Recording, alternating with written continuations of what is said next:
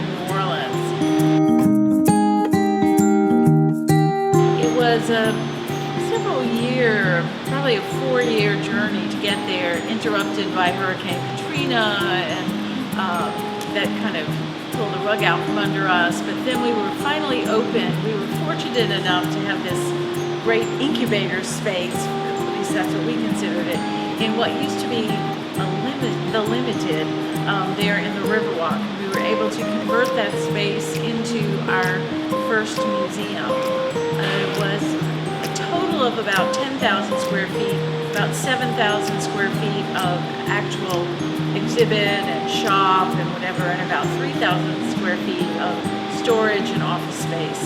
And it was a really wonderful opportunity for us. We were really close to the convention center, so it meant we had a lot of people who came to visit us, and we were pretty much in the thick of things there at the Riverwalk.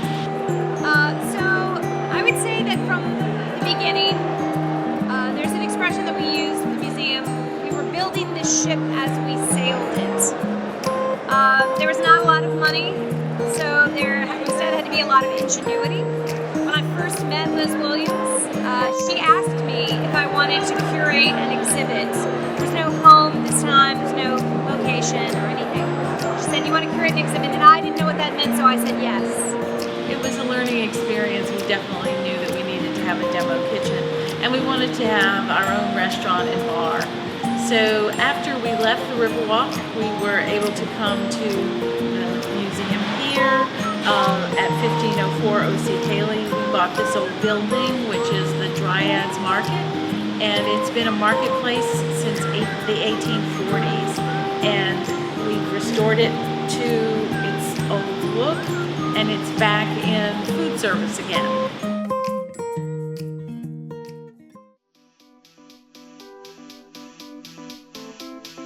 So the museum is organized according to the states.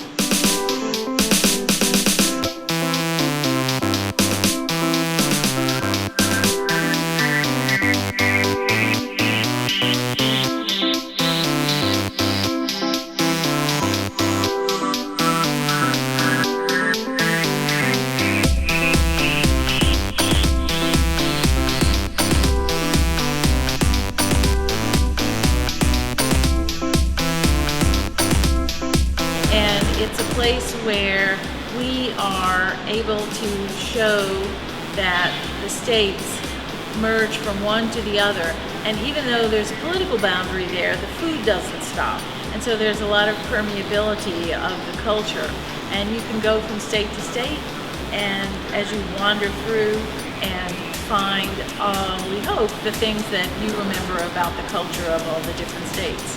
Our Louisiana Gallery is the largest gallery because people who come to visit the museum are the most interested in where they are, which is in New Orleans, and so we have a lot of information about that. We have a changing gallery, so depending on when you're here, you can see different exhibits that change about every 6 months. We also have the Museum of the American Cocktail, the New Orleans collection, and here we tell the story of the development of the cocktail and the importance of New Orleans in that story. Well, the Museum of the American Cocktail, now in its 10th year, documents and celebrates a singular cultural icon that is the American cocktail. Its ingredients, its lineage, its state of the art, its future.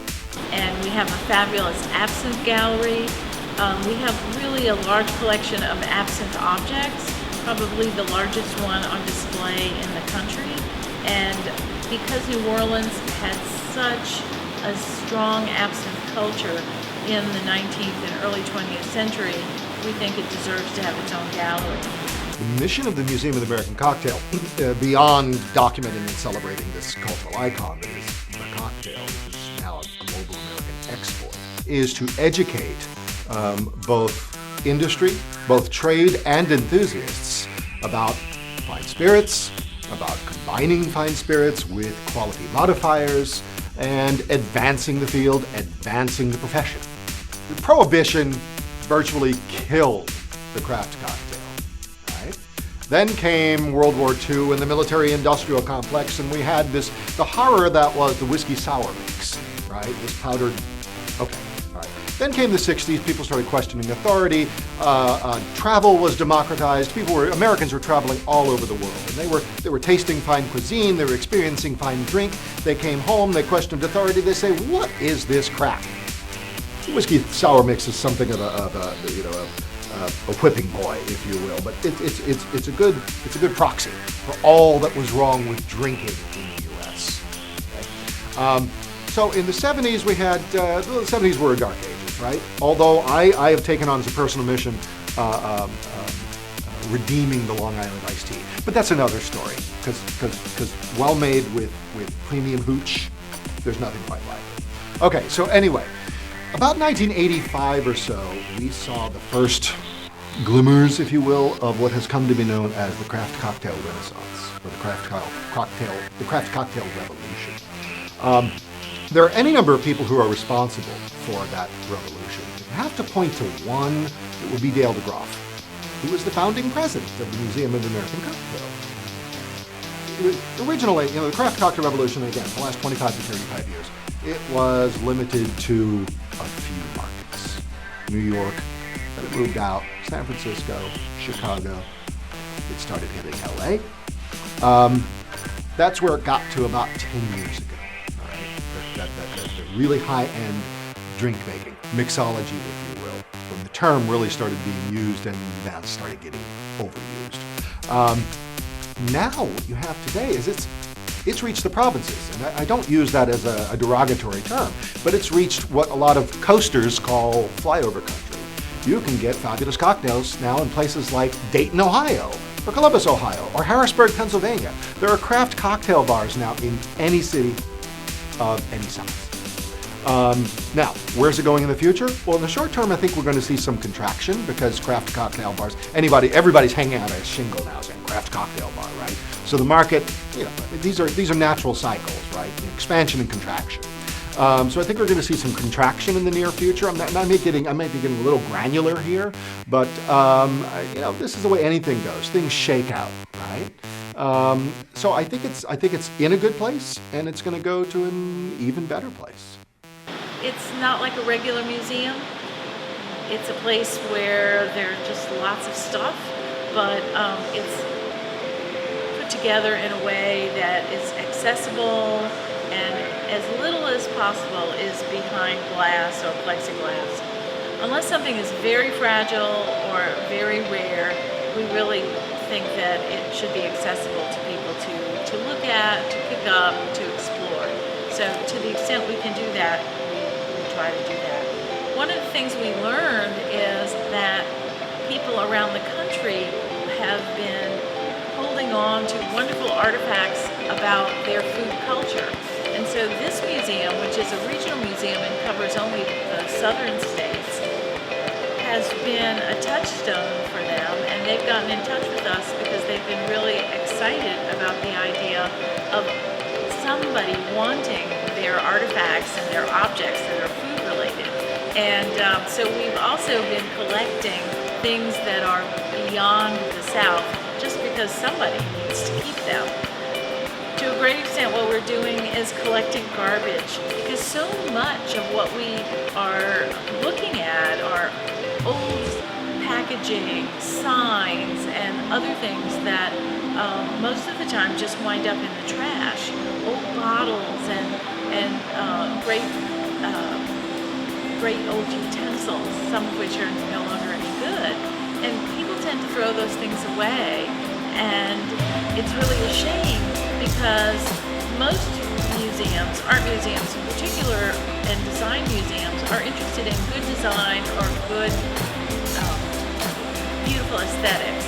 So they'll keep things that are made of silver or fine china that's hand-painted and gold embellished and whatever. But the everyday things that people use, things made out of early plates made out of tin or wood, or everyday plates from today that might be made out of Corelware or something like that, or Formica, nobody keeps those. And we thought somebody needs to. We because one day when you start looking at the past and you want to know what the everyday person did as opposed to those people of wealth, you'll be able to find that information here. And what are you trying to accomplish with the MOTAC and SoBab? No less than being the Smithsonian of food and drink.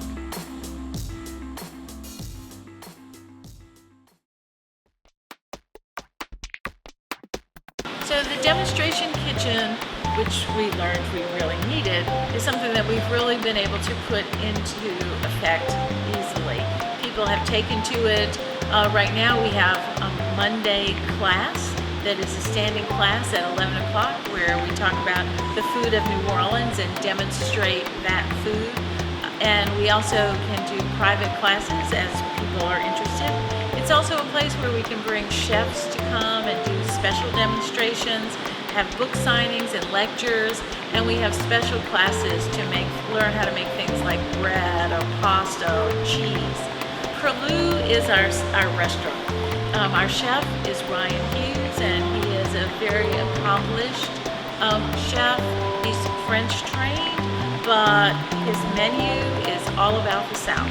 I got started in this field. I was going to school to college at Cincinnati, University of Cincinnati, and I was a poor college student, so I decided to start teaching myself how to bake. The first thing I started baking actually was cheesecakes, of all things, and I was fascinated why they would turn out differently each time. So I started studying and researching cookbooks. My first cookbook that I got was The Joy of Cooking. A friend gave it to me, and I'd never had a cookbook before, and I knew I was interested if I read a cookbook, especially Joy of Cooking, from the front to back for some reason on my off time. I moved into an old building in downtown Cincinnati, and I lived on the second floor. On the first floor was a patisserie, almost like a coffee shop with pastries at the same time in the daytime, and at night it was a wine bar and a jazz club. And I got kind of good at doing my own baking, so I would trade the owner in the daytime for some of my baked goods, and I would get free coffee and whatnot. So that was my foray into cooking. Got actually a classical French background, and I have since moved down. I lived in Charleston, South Carolina. I was a pastry chef there for 2 years. Went to school there, culinary school there, and then moved to New Orleans about 16 years ago, and fell in love with not only New Orleans but actually the food and cuisine of Louisiana and the South. So all the way from Texas to Alabama to Virginia and whatnot. My approach to cooking is first and foremost is obviously freshness, and you hear that a lot, but is to have fun, to master your ingredients. So I tell people that I'm working with that you can't go off and do all this crazy food unless you master the basics first. So I'm big into studying and learning the basics, learning how to make the proper stock, learning how to butcher properly, and knife skills. And I know it sounds a little mundane, but I think that those basic skill sets are there for a reason, and it's all about mastering of those and using that to your advantage of whatever you have that you can acquire locally. So I always start with that, the basics, and that's pretty interesting and easy to do, especially with Southern cuisine. So there's so many different recipes and items that we can work on and towards of not necessarily mastering, but exploring for the menu and for our specials and whatnot. So we do that, and I make sure that we obviously have fun while we're doing it. So there's really no wrong answer except for not trying and not doing the best that you can. We say that our favorite dishes are dishes that people cook for us, in our homes and our friends' homes, and whatnot, because to us that's the ultimate gratitude and expression of love, is for somebody to cook something for us. And we have have here also a bar from Bruning's Restaurant, which we've been able to date from between 1849 and 1851. We think it's one of the oldest bars that is actually operating in the city. You can go get a drink and wander around the museum, and it's a really wonderful experience. We hope that we make it as intimate as eating really is.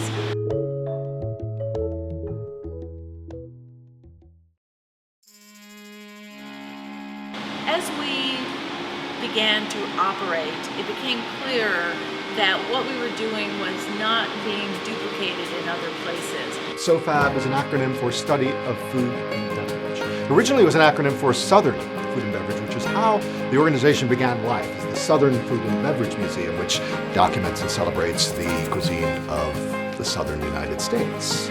But we merged forces with the Museum of the American Cocktail several years ago now.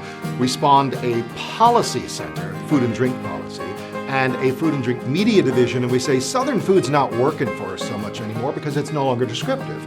So we kept the acronym, but we changed the breakout of it, if you will. SOFAB, Study of Food and Beverage Institute. And we knew that we needed to start to capture these books. There's so many books and pamphlets and things that are related to food and food culture. So we founded a library. We have this library in cooperation with the New Orleans Public Library, and the catalog is online through the New Orleans Public Library. We also are beginning to digitize some of our archives, which are also going to be available through the New Orleans Public Library. Our library is the only standalone culinary library in the country, and it is called the John and Bonnie Boyd Hospitality and Culinary Library. It has books that cover many, many topics, all of them all related to food and drink, and the hospitality industry as it relates to food and drink in particular. It also has a large archive, menu collection. We have a great collection of pamphlets, and we're starting to receive papers of chefs and food writers, and that's also very exciting. We're hoping that the library can just continue to grow and be a great resource for people. We will soon have a guest house for visiting scholars and visiting chefs when they come to New Orleans. It's called the Rosette Rochon House, and it was donated to us by a wonderful man named Don Richmond, who was very keen on preserving the house. The Rosette Rochon House is a building that was owned by a woman of color. She was a free woman of color here in New Orleans by the name of Rosette Rochon. She bought this house, she bought the land in about 1806 and then built the house. It's not a house where she ever lived, her daughter lived there, but Rosette Rochon was a very important person in the early 19th century here in New Orleans. And at one time she is called a merchant, a marchand, and a trader of some sort. So she had a multitude of different types of businesses and stores in the French Quarter. Grocery stores then were not like they are now. Stores were specialized. Butchers only dealt with meat, and dry goods stores only dealt with dry goods like beans and rice and flour. So she had a lot of different types of businesses. At one point she even had a saloon and gambling house. So she had lots of different types of businesses, and I say that I describe her as the first real estate entrepreneur, female real estate entrepreneur in the United States. She's probably died the wealthiest free woman of color in the United States. And that probably held true until the very late 1800s, early 1900s.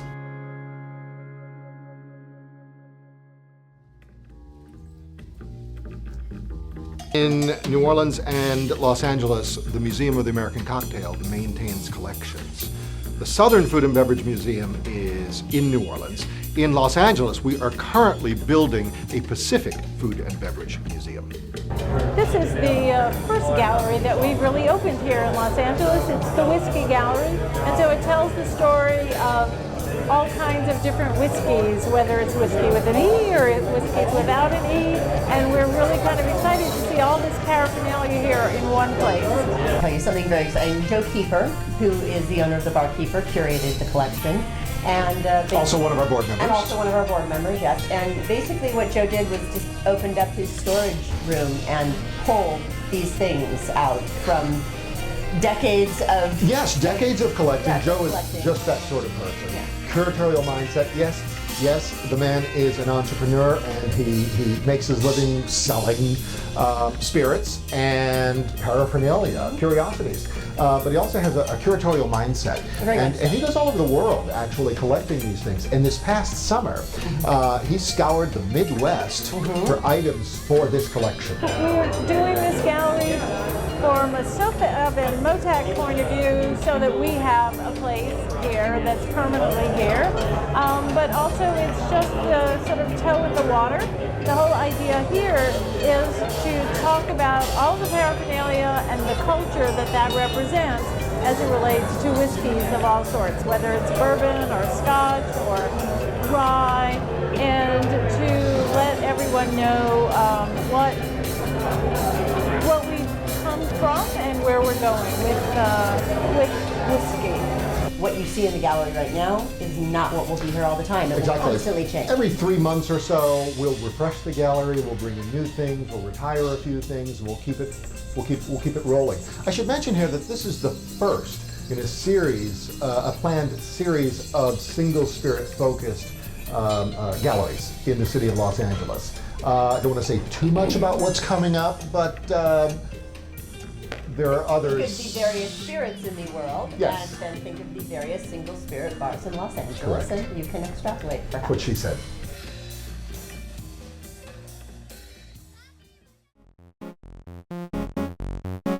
Hi, my name is Jenny Merrill, and I am the director of the Southern Food and Beverage Kids Culinary Camp. What we do is we're specifically trying to educate kids in a fun and engaging way with nutritional activities, physical activities, and the basics of how to prepare healthy foods, not only in our space, but so that they can take it home and do that actively with their families. The sooner they start, the better the chances are as they grow older that they're going to make wise food decisions when they have to make them independently. Not only that, but as studies have shown, eating together as a family, preparing food as a family, maintaining that community has a very strong effect on kids' well-being as they grow up. And I think it's important for kids to start as early as possible and also feeling like they are doing important work and an important part of their family. Yeah, in addition to showcasing artifacts, we around the country on a monthly basis in Los Angeles, New Orleans, and Washington, D.C., and on a quarterly basis in New York, we stage Touring the Cocktail, which is a periodic series of seminars. I hesitate to call them seminars because that seminar connotes dry. These are not dry affairs. They are liquid affairs, and they're theatrical in nature. They're very fun. It's a fun learning environment. What we do is we put brands, trade, and enthusiasts all in the same room for an educational experience. People will learn the history of a given cocktail, the history of a given spirit expressed through cocktails. They will learn about a given era. We have one program titled Sin and the Silver Screen, The Birth of Spirited Hollywood. Another one titled A History of Gin in 5 Cocktails. Another one entitled Drinking Hibernia, all about Irish whiskey. This month we have Bombs Away for the Sake of Sake. It's about the use of sake in cocktails, and we're not talking about sake bombs. So that's the way we go about educating enthusiasts and trade on how to appreciate and select a fine spirit and how to employ them in cocktails.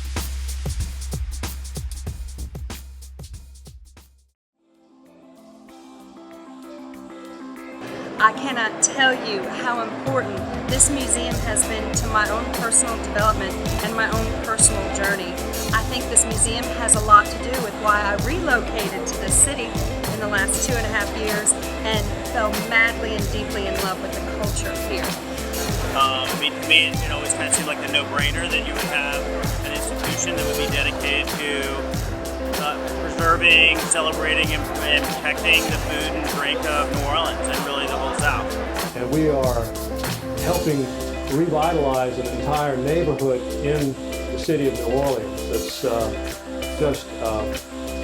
that's to me is as good a thing as the museum itself, is that we are really able to help the city rejuvenate. What better place to have a museum dedicated to all of the bounty that this part of the country has to offer. Everything from our vegetables to our grains to our alcohol to our craftsmen that work in the industry. The Museum of the American Cocktail, a little known fact that it's a big reason or a big part of why I think I'm still here and so vested in this industry. I remember when we rebuilt after Katrina, bartenders getting together, putting up drywall. We didn't know what we were doing. We rebuilt the museum. New Orleans is a center for education, a center for creativity, all in the culinary and bartender arts. And I am so proud that this museum is in my city, and I look forward to sharing it with all of the visitors who come from all over the world and share the love that I feel for this culture and this community of bartenders and chefs and food and drink enthusiasts alike. So I hope I will see you soon.